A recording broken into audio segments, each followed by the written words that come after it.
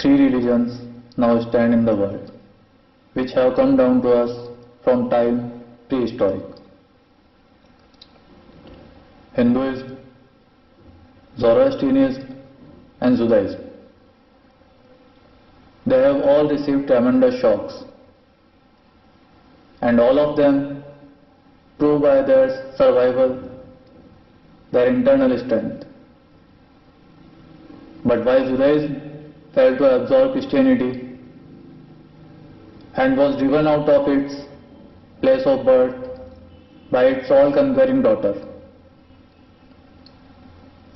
and a handful of Parsis is all that remains to tell the tale of their grand religion. Sect after sect arose in India and seemed to shake the religion of the Vedas to its very foundations. But like the waters of the seashore, in a tremendous earthquake, it receded only for a while, only to return in an all-absorbing flood, 1,000 times more vigorous.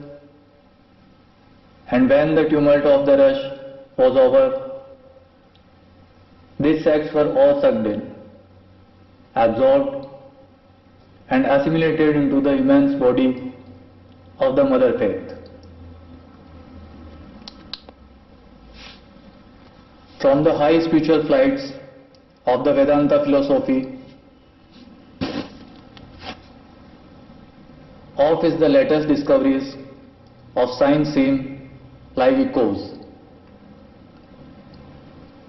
to the low ideas of idolatry with its multifarious mythology. The agnosticism of the Buddhists and the atheism of the Jains, each and all have a place in the Hindu's religion. Where then the question arises, where is the common center to which all these widely diverging radia converge? Where is the common basis upon which all these seemingly hopeless contradictions rest? And this is the question I shall attempt to answer. The Hindus have received their religion through revelation, the Vedas. They hold that the Vedas are without beginning and without end. It may sound ludicrous to this audience how a book can be without beginning or end. But by the Vedas, no books are meant. They mean the accumulated treasury of spiritual laws discovered by different persons in different times. Just as the law of gravitation existed before its discovery and would exist if all humanity forgot it, so is it with the laws that govern the spiritual world, the moral, ethical and spiritual relations between soul and soul, and between individual spirits and the Father of all spirits, were there before their discovery and would remain even if we forgot them.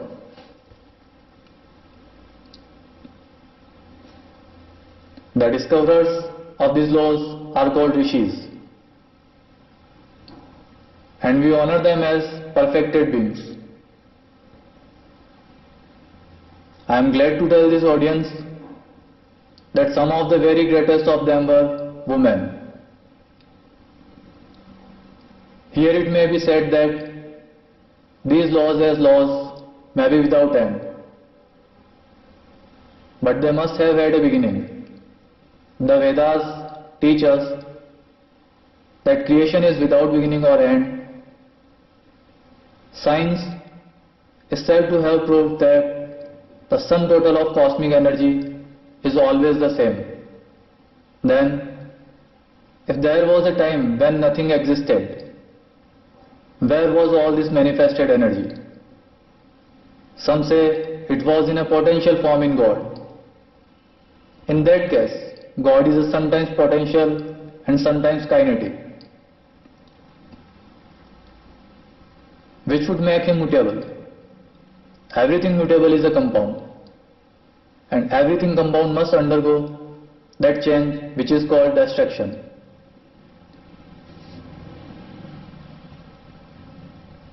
So God would die, which is absurd.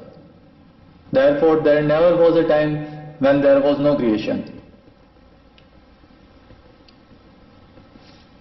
If I may be allowed to use a simile, creation and creator are two lines, without beginning and without end, running parallel to each other.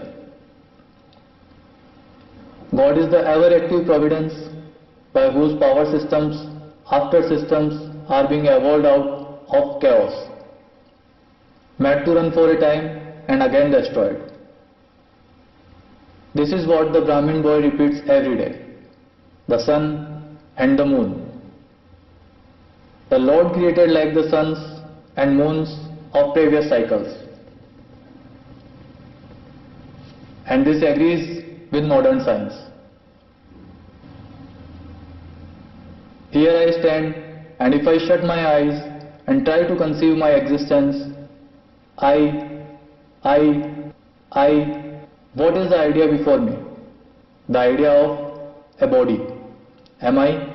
Then, nothing but a combination of material substances. The Vedas declare no. I am a spirit living in a body. I am not the body. The body will die, but I shall not die. Here I am in this body, it will fall, but I shall go on living. I had also a past. The soul was not created. For creation means a combination, which means a certain future dissolution. If then the soul was created, it must die. Some are born happy, enjoy perfect health, with beautiful body, mental vigor, and all wants supplied. Others are born miserable, some are without hands or feet. Others again are idiots and only drag on a rest existence. Why, if they are all created? Why does a just and merciful God create one happy and another unhappy? Why is he so partial? Nor would it matters in the least to hold that those who are miserable in this life will be happy in a future one. Why should a man be miserable even here in the reign of a just and merciful God?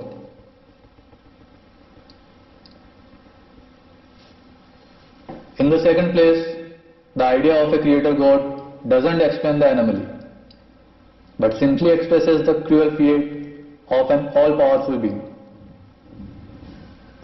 There must have been causes then before his birth to make a man miserable or happy, and those were his past actions. Are not all the tendencies of the mind and the body accounted for by inherited aptitude? Here are two parallel lines of existence, one of the mind, the other of matter.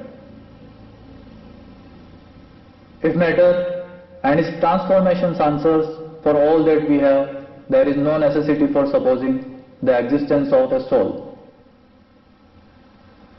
But it cannot be proved that thought has been evolved out of matter. And if a philosophical monism is inevitable, spiritual monism is certainly logical and no less desirable than a materialistic monism. But neither of these is necessary here. We cannot deny that bodies acquire certain tendencies from heredity. but those tendencies only mean the physical configuration through which a peculiar mind alone can act in a peculiar way. There are other tendencies peculiar to a soul caused by his past actions. And a soul with a certain tendency would by the laws of affinity take birth in a body which is the fittest instrument for the display of that tendency. This is in accord with science, for science wants to explain everything by habit, and habit is got through repetitions. So repetitions are necessary to explain the natural habits of a newborn soul. And since they were not obtained in this present life, they must have come down from past lives. There is another suggestion, taking all this for granted, how is it that I do not remember anything of my past life? This can be easily explained. I am now speaking English. It is not my mother tongue.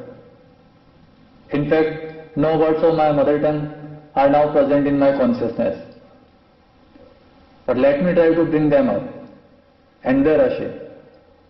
That shows that consciousness is only the surface of the mental ocean. And within its depths are stored up all our experiences. Try and struggle. They would come up and you would be conscious even of your past life.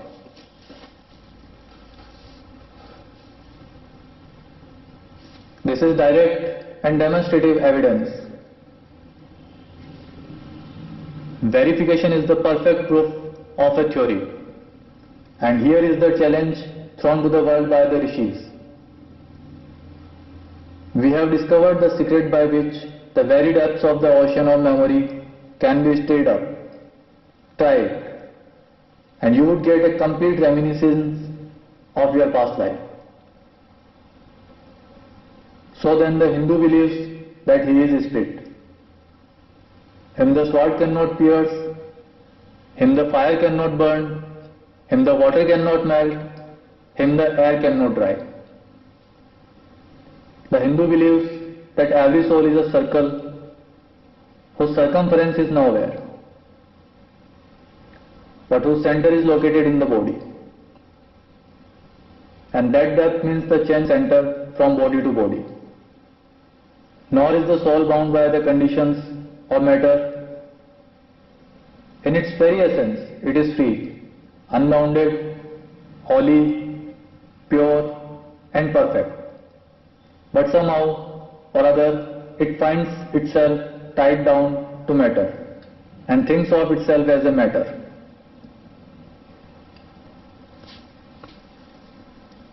Why should the free, perfect and pure being be thus under the thraldom of matter? Is the next question. How can the perfect soul be deluded into the belief that it is imperfect? We have been told that the Hindus shirk the question and say that no such questions can be there. Some thinkers want to answer it by positing one or more quasi-perfect beings and use big scientific names to fill up the gap. But naming is not explaining. The question remains the same. How can the perfect become the quasi-perfect? How can the pure, the absolute change even a microscopic particle of its nature? But the Hindu is sincere. He doesn't want to take shelter under sophistry. He is brave enough to face the question in a manly fashion. And his answer is, I do not know. I do not know how the perfect being, the soul, come to think of itself as imperfect, as joined to end, conditioned by matter. But the fact is a fact for all that. It is a fact in everybody's consciousness that one thinks of oneself as the body. The Hindu doesn't attempt to explain why one thinks one is the body. The answer that it is the will of God is no explanation. This is nothing more than what the Hindu says. I do not know. Well, then the human soul is eternal and immortal, perfect and infinite. And death means only a change of center from one body to another. The present is determined by our past actions and the future by the present. The soul will go on evolving up or reverting back from birth to birth and death to death. But here is another question. Is man a tiny boat in a tempest? Rest one moment on the foamy crest of billow and dash down into a yawning chasm the next. Rolling to and fro at the mercy of good and bad actions a powerless. Helpless set in an ever-raging, ever-rushing, uncompromising current of cause and effect. A little moth placed under the wheel of causation, which rolls on crushing everything in its way, and waits not for the widow's tears or the orphan's cry. The heart sinks at the idea, yet this is the law of nature. Is there no hope? Is there no escape? Was the cry that went up from the bottom of the heart of despair. It raised the throne of mercy, and words of hope and consolation came down and inspired a Vedic sage. And he stood up before the world and in trumpet voice proclaimed the glad tidings. Hear, ye children of immortal bliss, even that reside in higher spheres. I have found the ancient one who is beyond all darkness, all delusion. Knowing him alone, we shall be saved from death over again. Children of immortal bliss, what a sweet, what a hopeful name. Allow me to call you Brethren by the sweet name, heirs of immortal bliss. Yeah. The Hindu refuses to call you sinners. Ye are the children of God, the sharers of immortal bliss, holy and perfect beings. Yet even it is on earth sinners, it is a sin to call a man so. It is a standing libel on human nature. Come up, all ants, and shake off the delusion that you are sheep. You are souls immortal, spirits free, blessed, and eternal. Ye are not matter, ye are not bodies. Matter is your servant, not you the servant of matter. Thus it is the Vedas proclaim not a dreadful combination of unforgiving laws, not an endless prison of cause and effect, but that at the head of all these laws, in and through every particle of matter and force, stands one, by whose command the wind blows, the fire burns, the clouds rain, and the death stalks upon the earth. And what is his nature? He is everywhere, the pure and formless one, the Almighty and the All-Merciful. Thou art our Father, Thou art our Mother, Thou art our beloved friend, Thou art the source of all strength. Give us strength. Thou art He that beareth the burdens of the universe. Help me bear the little burden of this life. Thus sang the Rishis of Veda. And how to worship Him? Through love. He is to be worshipped as the one beloved, dearer than everything in this and the next life.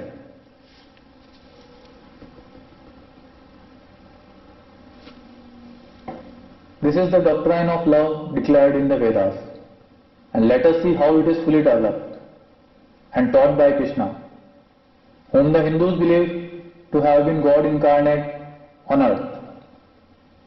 He taught that a man ought to live in this world like a lotus seed, which grows in water, but it is never moistened by water. So a man ought to live in the world, his heart to God and his hands to work.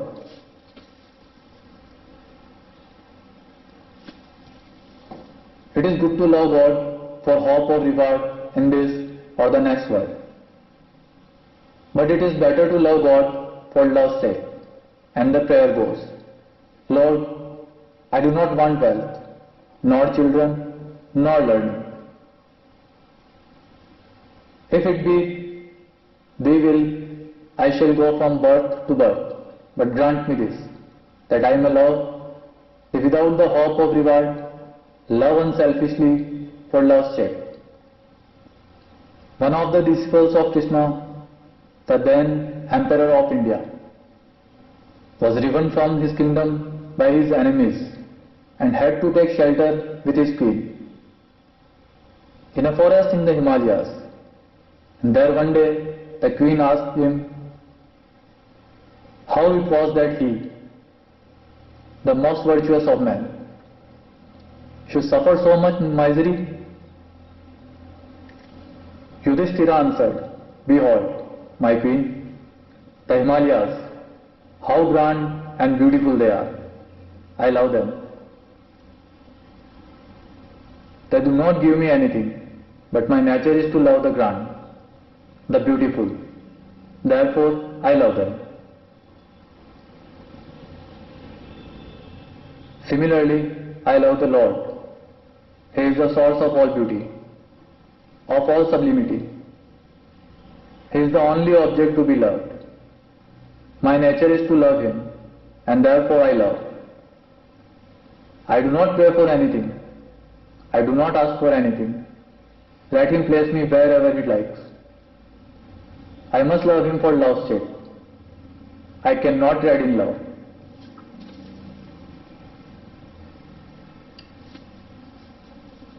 The Vedas teach that the soul is divine, only held in the bondage of matter. Perfection will be reached when this bond will burst. And the word they use for it is therefore mukti, freedom. Freedom from the bonds of imperfection, freedom from death and misery. And this bondage can only fall off through the mercy of God. And this mercy comes on the pure.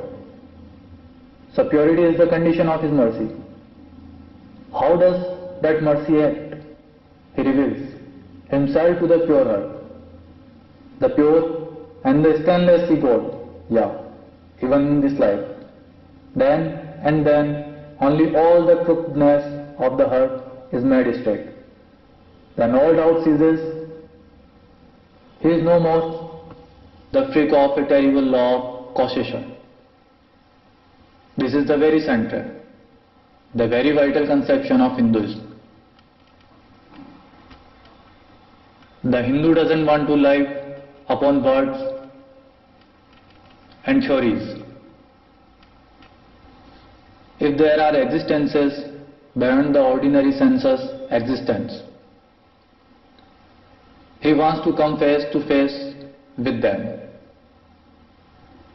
If there is a soul in him which is not matter, if there is an all-merciful universal soul, he will go to him direct. He must see him, and that alone can destroy all doubts. So the best proof a Hindu sage gives about the soul, about God is, I have seen the soul. So the best proof a Hindu sage gives about the soul, about God is, I have seen the soul. I have seen God. And that is the only condition of perfection. The Hindu religion doesn't consist in struggles and attempts to believe a certain doctrine or dogma. but in realizing, not in believing, but in being and becoming. Thus the whole object of their system is by constant struggle to become perfect, to become divine, to reach God and see God. And this reaching God, seeing God, becoming perfect, even as the Father in heaven is perfect, constitutes the religion of the Hindus. And what becomes of a man when he attains perfection? He lives a life of bliss infinite. He enjoys infinite and perfect bliss, having obtained the only thing in which man ought to have pleasure, namely God, and enjoys the bliss with God. So far, all the Hindus are agreed. This is the common religion of all the sects of India. But then perfection is absolute, and the absolute cannot be two or three. It cannot have any qualities, it cannot be an individual, and so when a soul becomes perfect and absolute, it must become one with Brahman, and it would only realize the Lord as the perfection, the reality of its own nature and existence, the existence absolute, knowledge absolute, and bliss absolute. We have often and often read this called the losing of individuality and becoming a stop or a stone. He jests at scars that never felt a wound. I tell you, it is nothing of the kind. If it is happiness to enjoy the consciousness of this small body, it must be greater happiness to enjoy the consciousness of two bodies. The measure of happiness increasing with the consciousness of an increasing number of bodies. The aim, the ultimate of happiness being reached when it would become a universal consciousness. Therefore, to gain this infinite universal individuality, this miserable little prison, individuality must go. Then alone can death cease when I am one with life. Then alone can misery cease when I am one with happiness itself. Then alone can all error cease when I am one with knowledge itself. And this is the necessary scientific conclusion. Science has proved to me that physical individuality is a delusion, that really my body is one little continuously changing body in an unbroken ocean of matter. And Advaita is the necessary conclusion with my other counterpart, soul. Science is nothing but the finding of unity. As soon as science would reach perfect unity, it would stop from further progress, because it would reach the goal. Thus chemistry couldn't progress farther when it would discover one element, out of which all others could be made. Physics would stop when it would be able to fulfill its services in discovering one energy of which all the others are but manifestations.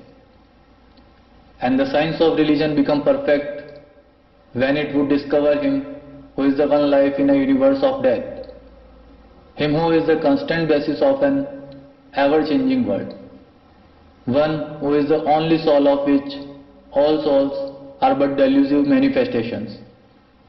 Thus is it, through multiplicity and duality, that the ultimate unity is reached. Religion can go no farther. This is the goal of all science. All science is bound to come to this conclusion in the long run. Manifestation and not creation is the word of science today, and the Hindu is only glad that what he has been cherishing in his bosom for ages is going to be taught in more forcible language, and with further light from the latest conclusions of science.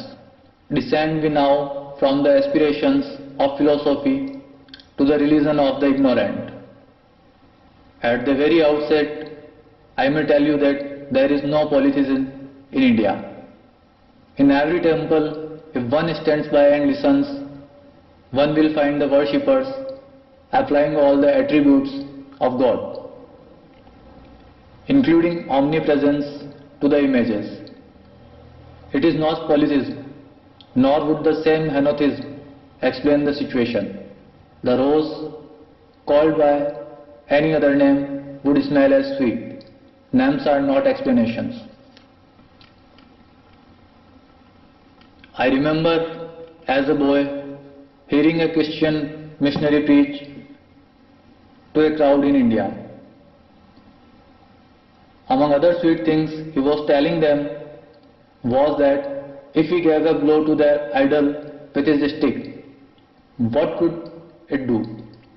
One of his hearers sharply answered, "If I abuse your God, what can he do?" "You would be punished," said the preacher, "when you die. So my idol will punish you when you die," retorted the Hindu. The tree is known by its fruits, when I have seen amongst them that are called idolaters, men the like of whom, in morality and spirituality and love, I have never seen anywhere. I stop and ask myself, can sin beget holiness? Superstition is a great enemy of man, but bigotry is worse. Why does a Christian go to church? Why is the cross holy? Why is the face turned toward the sky in prayer? Why are there so many images in the Catholic Church? Why are there so many images in the minds of Protestants when they pray? My brethren, we can no more think about anything without a mental image than we can live without breathing. By the law of association, the material image calls up the mental idea and vice versa. This is why the Hindu uses an external symbol when he worships. He will tell you it has to keep his mind fixed on the being to whom he prays. He knows as well as you do that the image is not God, is not omnipresent.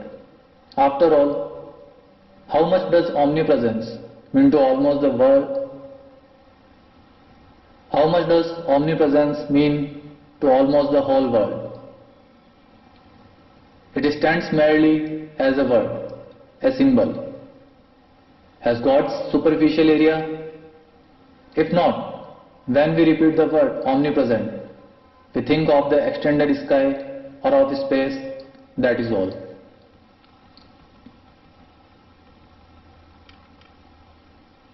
As we find that somehow or other, by the laws of mental constitution, we have to associate our ideas of infinity with the image of the blue sky or of the sea.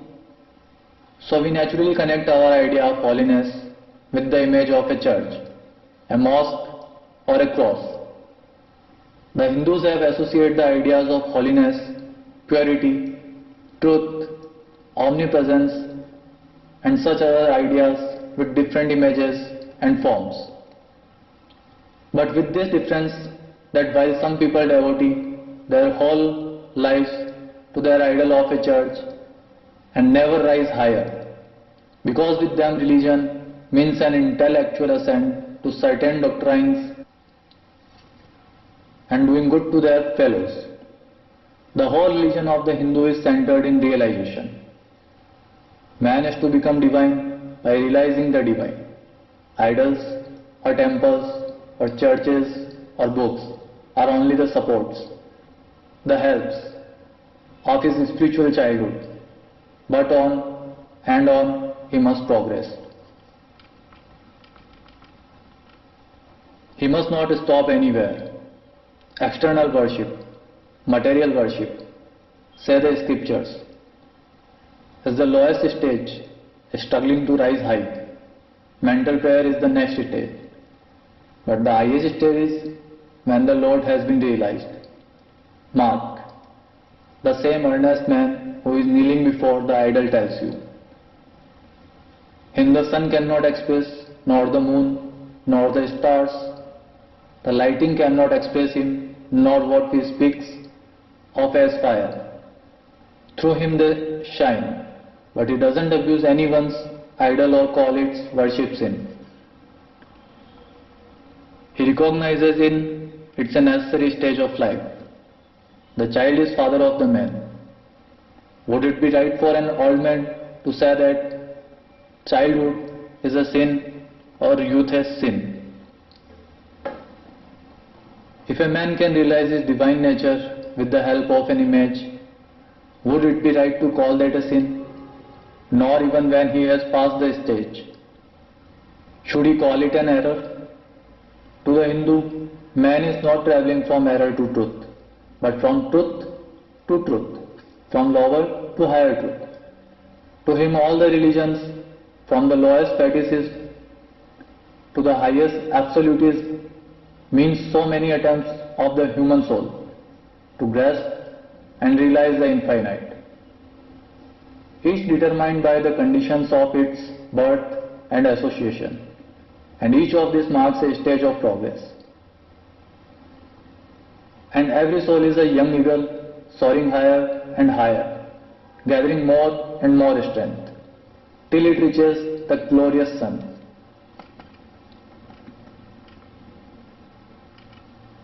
Unity in a variety is the plan of nature, and the Hindu has recognized it. Every other religion lays down certain fixed dogmas and tries to force society to adopt them. It places before society only one God which must fit Jack and John and Henry, all alike.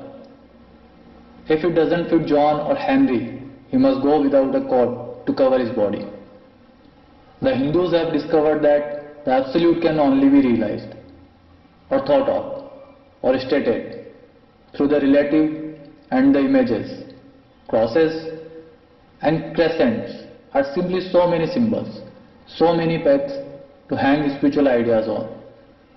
It is not that this help is necessary for everyone, but those that do not need to it have no right to say that it is wrong. Nor is it compulsory in Hinduism. One thing I must tell you, idolatry in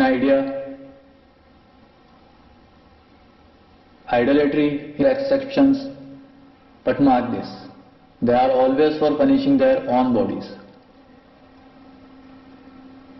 never for cutting the throats of their neighbors. If the Hindu fanatic burns himself on the pyre, he never lights the fire of inquisition. And even this cannot be laid at the door of his religion, any more than the burning of witches can be laid at the door of Christianity. To the Hindu, then the whole world of religion is only a travelling, a coming up of different men and women through various conditions and circumstances to the same goal. Every religion is only evolving a God out of the material man, and the same God is the inspirer of all of them. Why? Then there are so many contradictions? They are only apparent, says the Hindu. The contradictions come from the same truth adapting itself to the varying circumstances of different natures.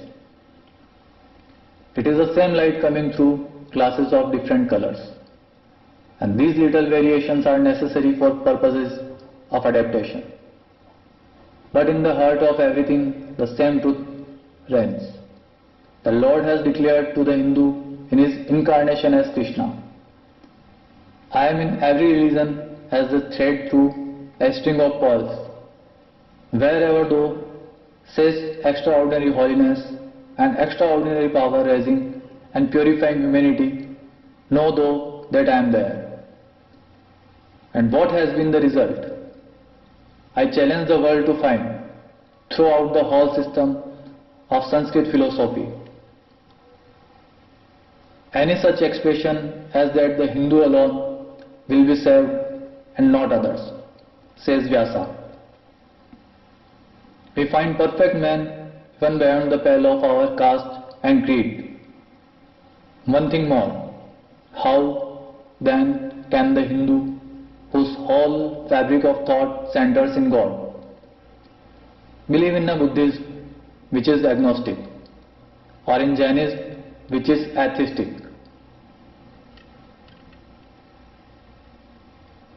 The Buddhists or the Jains do not depend upon God, but the whole force of their religion is directed to the great central truth in every religion, to evolve a God out of man.